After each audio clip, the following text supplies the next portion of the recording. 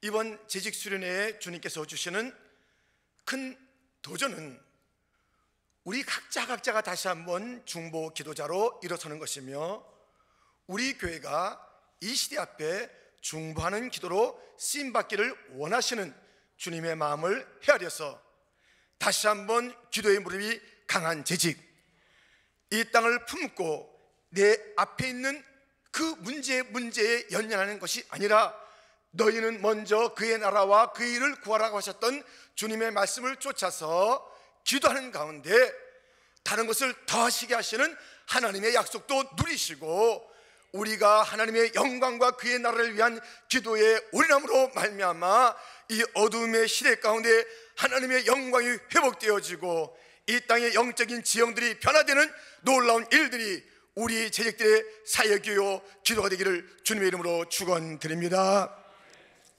우리는 그래서 특별히 재직으로서, 리더로서 우리가 어떤 마음, 어떤 소원을 가지고 이들을 섬길 것인가, 어제 그 부분을 다루었습니다.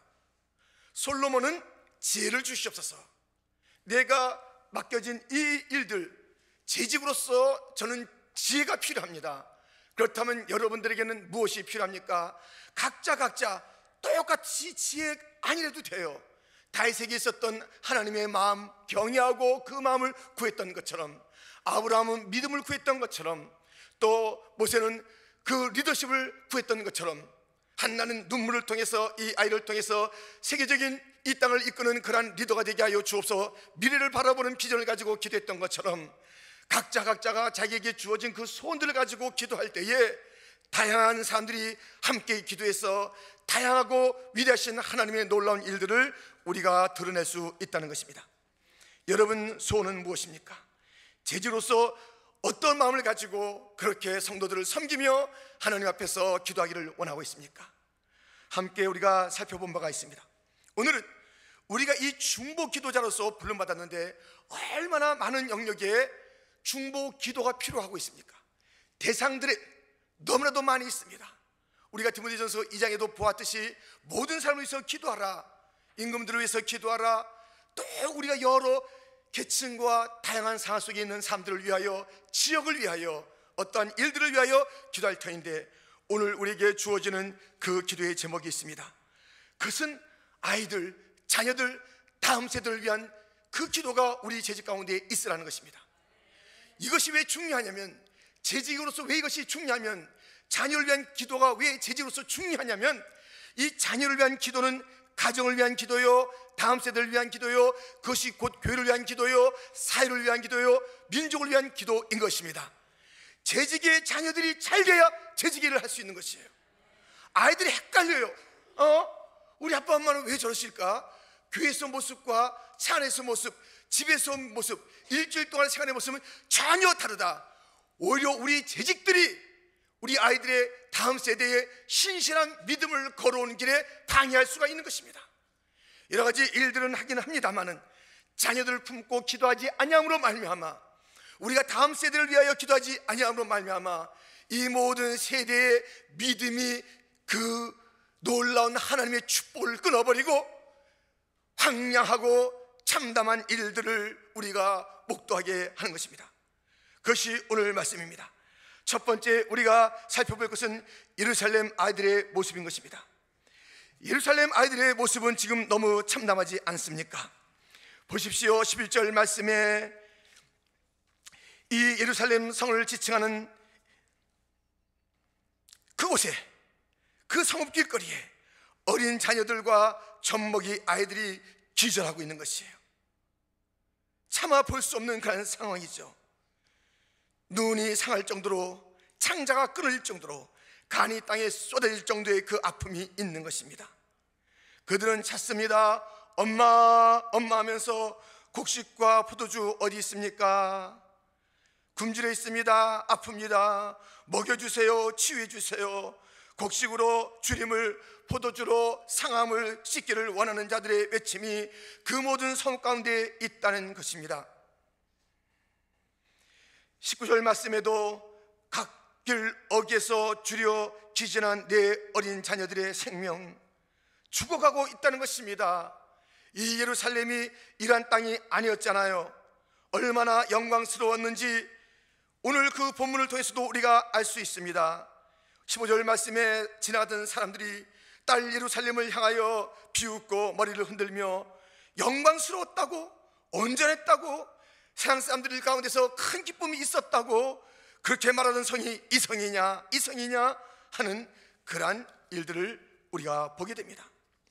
원수마귀는 뭐라고 합니까? 원수들은 우리가 바라던 시간이 있는데 이날이라는 것이에요. 16절 말씀 보세요. 네 모든 원수들은 너를 향하여 그들의 입을 벌리며 비웃고 이를 갈며 말하기를 우리가 그를 삼켰도다. 자기들이 이겼대요. 우리가 바라던 날이 과연 이날이다. 이 모든 자녀들이, 어른들이 문제가 아니에요. 다음 세대가 캄캄해지게 만드는 것이 우리가 바라던 것이다. 다음 세대에 소망이 없다는 것이, 자녀들이 다 굶주렸다는 것이, 다 길거리에 쓰러졌다는 것이에요. 음식을 구하고 약을 구하지만 구할 수 없다는 것입니다. 모두가 다 이렇게 지쳐있는 그 모습을 우리가 보게 됩니다.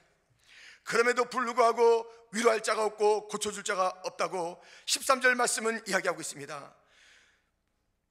위로할 자, 고쳐줄 자, 이 큰 아픔 가운데, 이 쓰러진 가운데 누가 위로가 되고 고치는 자가 될지 너무나도 어이없고 뼈저린 상황 속에 있는 예루살렘 성읍의 자녀들인 것입니다.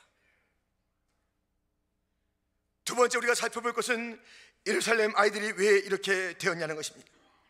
그것은 다름 아닌 선지자들이요, 재직들 때문에 그렇고 부모 때문에 그렇고 교사 때문에 그렇다고 14절 말씀은 우리에게 일러주고 있습니다. 내 선지자들이 내게 대하여 헛되고 어리석은 묵시를 보았으므로 내 죄악을 드러내어서 내가 사로잡힌 것을 돌이키지 못하였도다.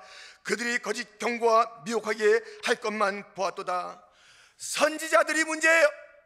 교사들이 문제예요. 재직들이 문제예요. 부모들이 문제예요. 마땅히 보아야 될 그런 비전을 보지 아니하고 헛된 것을 본 것이에요. 헛된 것을 봤습니다. 그리고 아이들을 사로잡고 있는 그런 죄악들에 대해서 지적하지 않아요. 이것이 무엇인지 말해주지 않는 것이에요. 거짓 소망만 이야기하고 있는 것이에요. 세상의 성공의 논리만 이야기하고 있는 것이에요. 우리가 성공하기 위해서는 이러한 삶을 살아야 된다. 이렇게 해야지 네가 유력자가 될 것이다. 이것이 삶의 방식이다.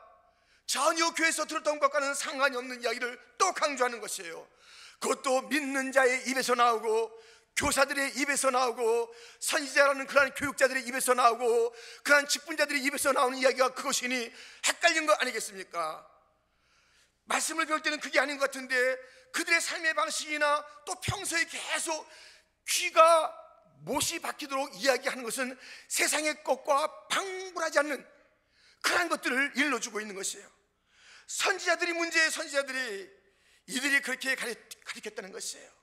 그래서 아이들이 다 눌려있어요. 얼마나 많은 죄악에 눌려있는지 몰라요. 더러움에 눌려 있습니다. 헛된 가치관에 눌려 있습니다. 마약에 눌려 있습니다. 거짓에 사로잡혀 있습니다. 음란의 영들이 그들 가운데 있습니다. 미움이 그들 가운데 가득 차 있습니다. 대적하고 있습니다. 내 기분 좋은 것이 그것이 선인 것입니다. 하나님의 말씀이 기준 아닙니다. 더 이상 절대 진리는 없는 것입니다. 그날 살아가는 삶의 방식이 그것이 옳은 것이요 자기의 기쁨이 진리인 것입니다. 부모 세대도 없습니다.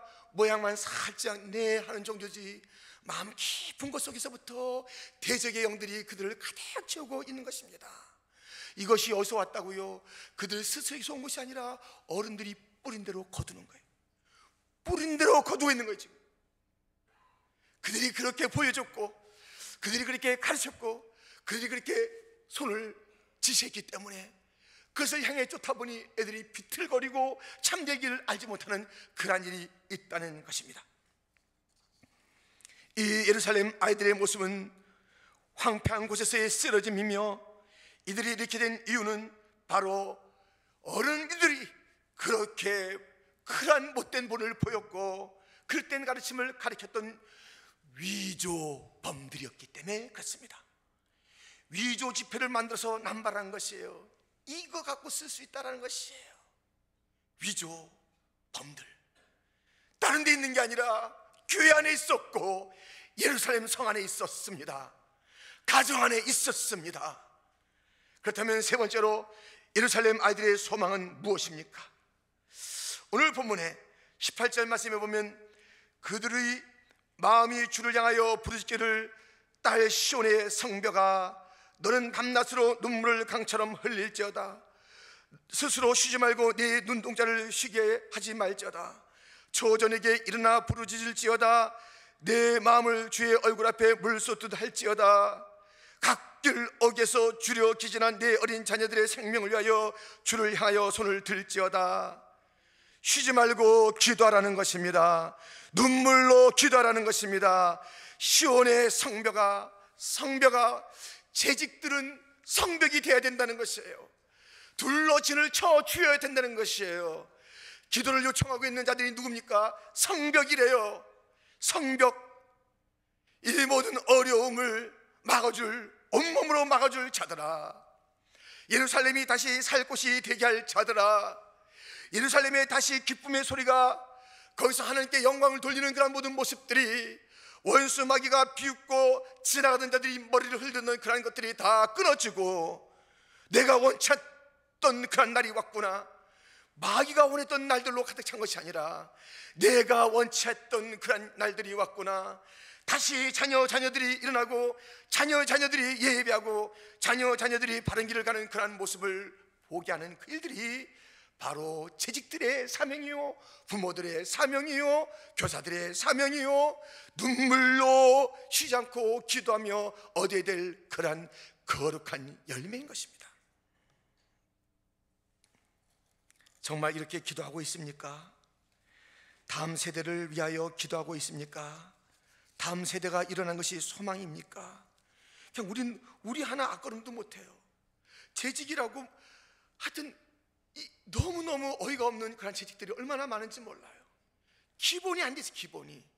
정말 이것이 기본 아니겠어요? 재직이라면 재직 출연인데 그 재직이란 임명받을 때는 다 임명받지만 하나도 귀에 흘려보내고 그 기본을 안 하고 있어요. 기본을.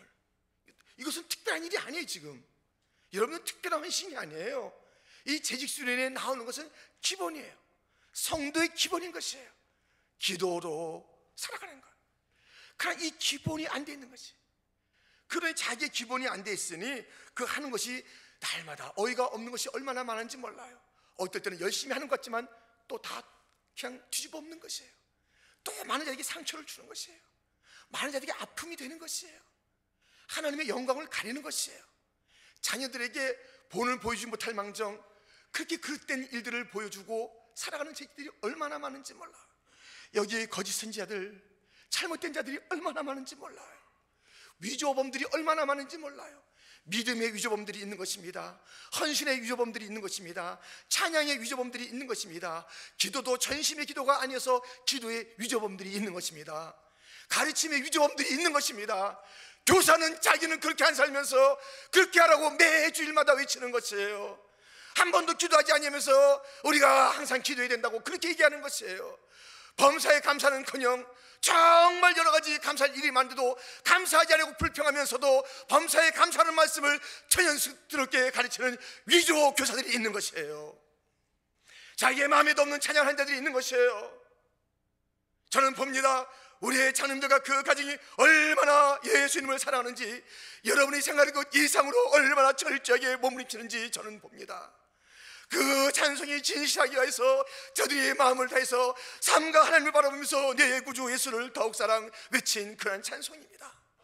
그러나 저도 그렇고 우리 장로님이나 여기 있는 모든 분들의 어느 날의 찬송은 진실하지 못할 때가 많은 것입니다. 날마다 이 거룩한 곳에서 구별된 옷을 입고 찬양을 하는 그 자들이 일주일의 생활은 엉망진창인 것이에요.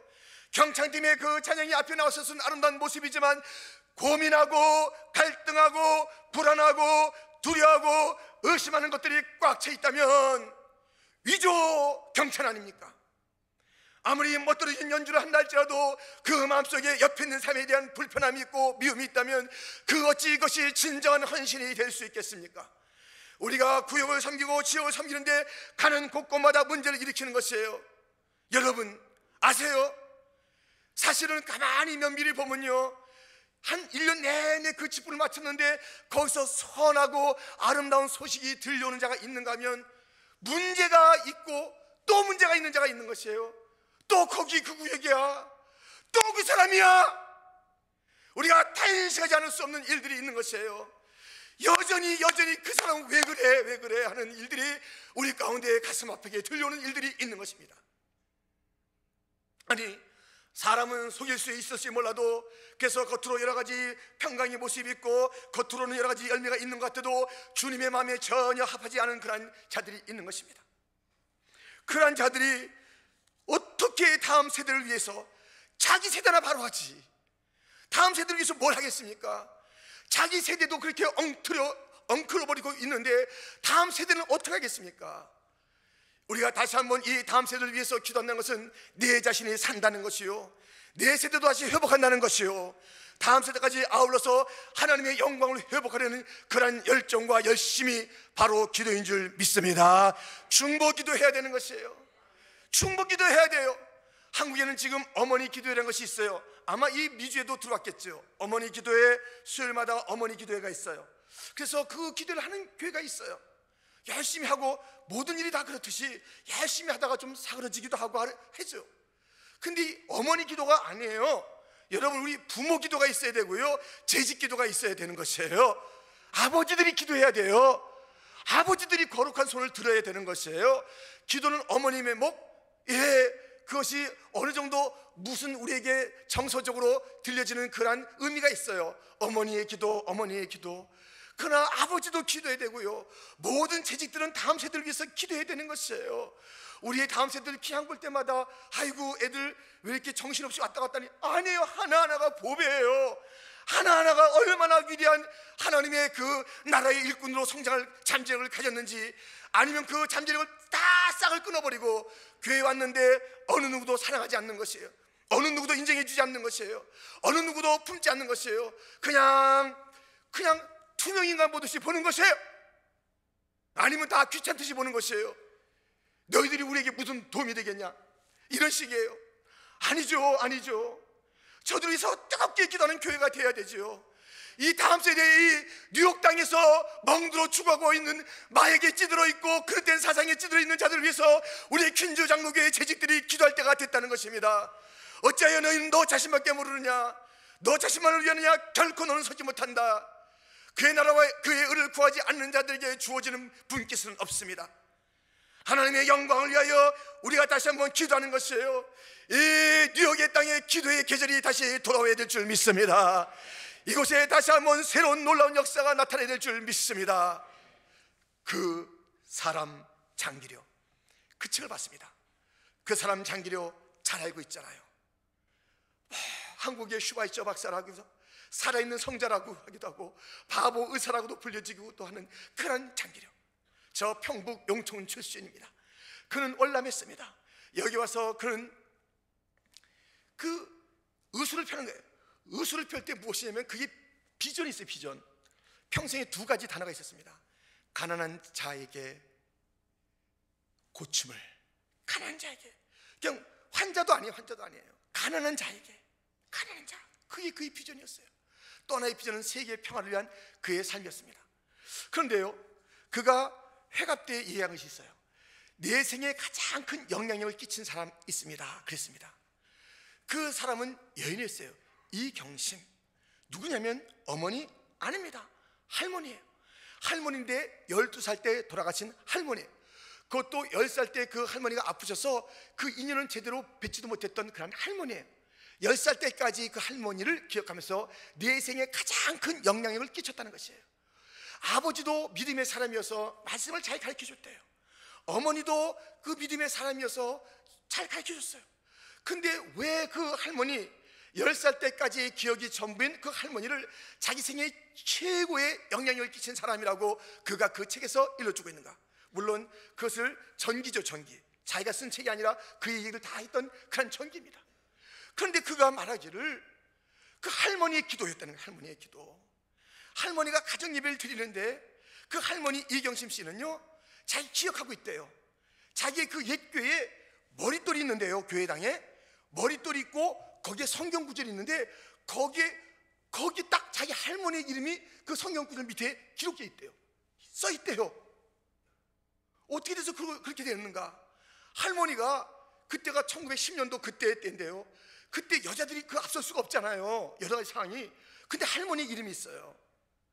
그 교회당을 질 때에 가장 크게 헌신했던 그 이름으로 그 할머니 이름을 기록해 놓은 거지. 가장 많은 헌신을 했던 자들로 그 교회 머릿돌에 이름 새겨 놓은 거예요. 그것이 인상적이었다고 이야기할 뿐만 아니라 가정 예배를 갖다가 할머니가 인도했대요. 남자들이 있었는데 할머니가 인도했대요. 있을 수 없는 그런 사회적 상황이었습니다.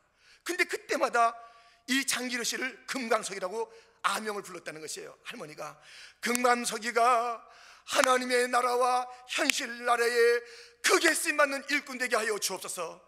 매일 그 기도를 드렸다는 것이에요.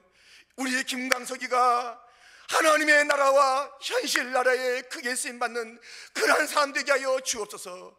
우리 금강석이가 하나님의 나라와 현실 나라에서 크게 쓰임받는 아들 되게 하여 주옵소서. 그 한 줄의 기도가 오늘의 자기를 빚었다라고 얘기하고 있습니다. 우리가 무엇을 다음 세대에 남겨줘야 되겠습니까?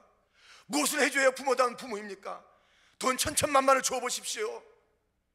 아니에요. 그래서 기도하고 그 아이의 비전을, 가슴에 선명히 새길 비전을 들려줘야 되는 것입니다. 비전은 이런 것입니다. 하박국 2장 2절로부터 보면 여호와께서 네게 대답하여 이르시되 너는 이 묵시를 기록하여 판에 명백히 새기되 달려가면서도 읽을 수 있게 하라. 이 묵시는 정한 때가 있나니 그 종말이 속히 이르겠고 결코 거짓되지 아니하리라. 비록 더딜지라도 기다리라. 지체되지 않고 반드시 응하리라.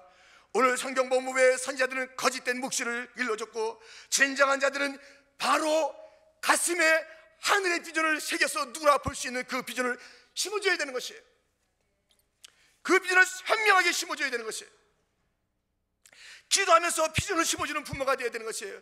우리 아이들이 한마디로 자기 인생을 어떻게 살 것인가를 알 수 있게 해줘야 되는 것이에요. 기도해주면서 비전을 심어줘라.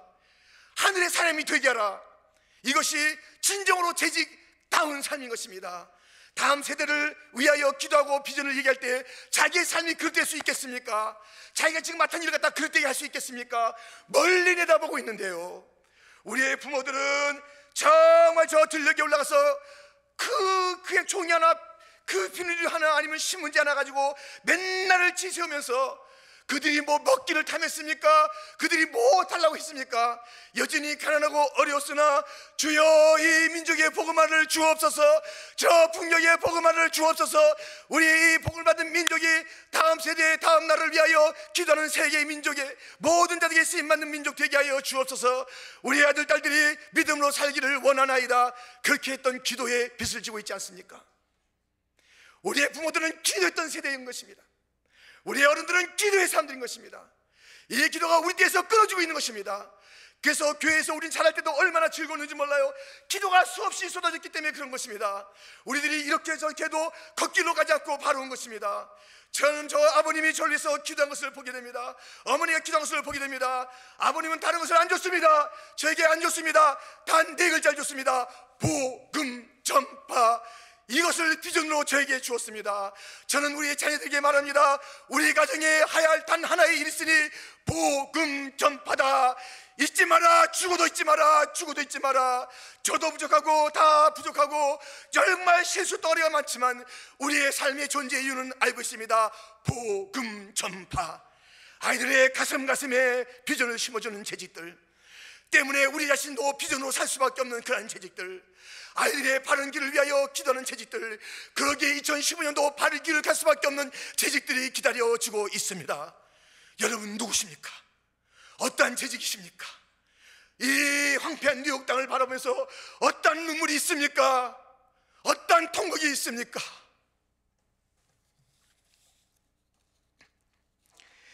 주여 기진한 내 어린 자녀들의 생명을 위하여 주를 향하여 손을 들지어다. 이 시간 우리가 손들고 기도하기를 원합니다.